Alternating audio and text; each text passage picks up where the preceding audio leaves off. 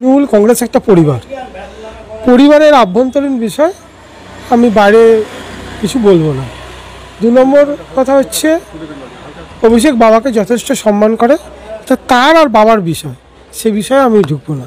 এটুকু বলতে পারি পুত্র হিসেবে বাবা এখন মৃত্যুর সাথে পাঞ্জা লড়ছে, তার সুস্থতা কামনা করাই আমার একমাত্র লক্ষ্য। এটা কি সেই যেখানে বাবা মৃত্যুর সঙ্গে পাঞ্জা লড়ছে সেইখানে যে দলের প্রতিষ্ঠাতার একজন, তার নামে যে এটা বলা ঠিক নামে তো দেখুন না, এটা ভুল কথা, তার নামে এখন রেজিস্ট্রেশন নেই। আর মানুষের সাথে মানুষের মনোমালিন্য হতেই পারে, তাদের ব্যক্তিগত বিষয়।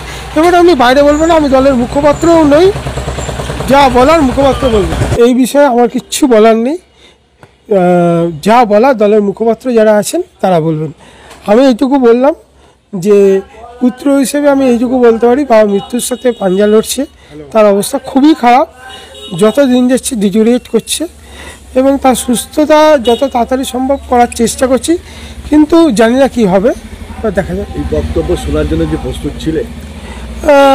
দেখুন, এরকম বক্তব্য আগেও অনেক শুনেছি, তো এইটা গায়েস হয়ে গেছে। কেন?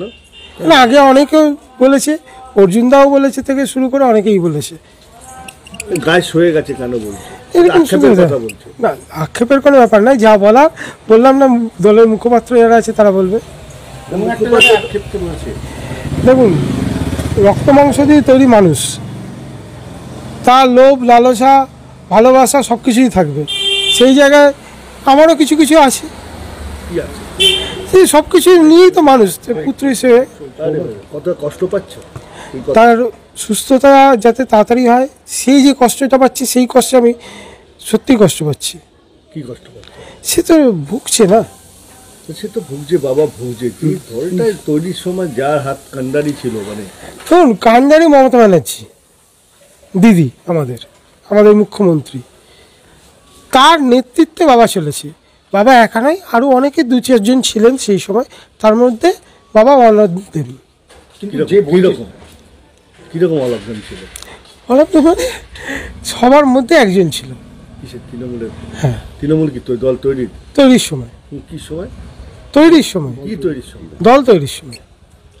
সেইখানে এই কথা শুনতে হচ্ছে শেষকালে, এটা মানে ভাষাটাও কেমন, ভাষাটাও মানে আমি বললাম না, এটা অভিষেক এবং বাবার ব্যক্তিগত ব্যাপার, এর মধ্যে আমি ঢুকবো না। আর আমাদের পরিবারের কথা বাইরে কাউকে বলবো না। তৃণমূল কংগ্রেস একটা পরিবার, ঠিক আছে? কই গো হদ হদির মা, গদ গদির মা, টুনটুনির মা, সকলে দেখছো নাকি? ওই দেখো তাকাইছে বাবা, ড্যাব ড্যাব করে তাকাইছে। আমি বাবা উচ্চ বংশ ঘরের বিটি ছেলে, কাশ্মীরের আপেল খোগো বৌমা। বাবা এরকম বৌমা শাশুড়িটা ভাগ্য করে পাবে না। বাবা খেচাক দম, 6 পাই ছেলে 9 পাই গম, গমের রুটি আলুর দম, আর বাবা খেয়ে দিয়ে লাগাও ঘম। নমস্কার, আমি ননিচোড়া দাস বাউল, আপনাদের কাছে সকলকে জোরহাত করে বলবো, থাকছি আমরা বঙ্গ অনন্য সম্মান 2025। আপনারাও আসছেন তো?